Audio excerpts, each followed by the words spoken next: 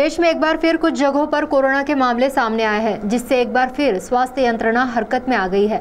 चंद्रपुर जिले में इस संदर्भ में किए गए उपाय योजनाओं को लेकर जिला शल्य चिकित्सक महादेव चिंचोले ने जानकारी दी।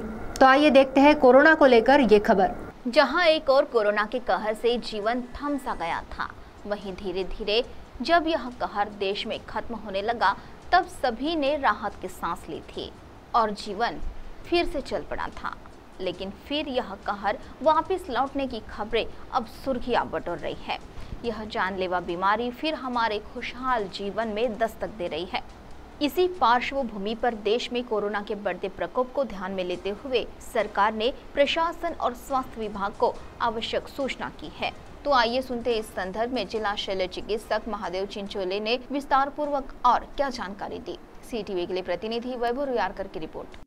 सध्या आपल्या देशामध्ये कोविड-19चा थोडासा प्रसार वाढलेला आहे। त्या अनुषंगाने महाराष्ट्र सरकारने सर्व सिव्हिल सर्जन जिल्हा आरोग्य अधिकाऱ्यांना सूचना दिलेल्या आहेत की आपल्या स्तरावरती पूर्ण यंत्रणा कार्यान्वित करावी। सर्व साहित्य सामग्री अद्ययावत करून पूर्ण तयारी ठेवावी। त्याप्रमाणे जिल्हा लेवलला आम्ही प्राथमिक आरोग्य केंद्र, ग्रामीण रुग्णालय, उपजिल्हा रुग्णालय इथे जिल्हा रुग्णालय इथे सर्व यंत्रणा कार्यान्वित केलेली आहे। मनुष्यबळांच्या ट्रेनिंगचा चालू आहे। साहित्य सामग्री आम्ही अद्ययावत केलेली आहे। आमच्याकडे जे ऑक्सिजनचे प्लांट आहेत त्याचे मॉक ड्रिल्स वगैरे झालेले आहेत।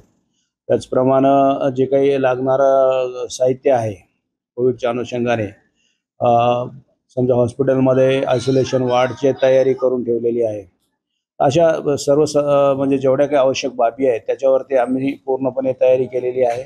आणि सध्या तर आपल्या जिल्ह्यामध्ये काही असं अजून काही पॉझिटिव्ह आलेलं नाही आहे।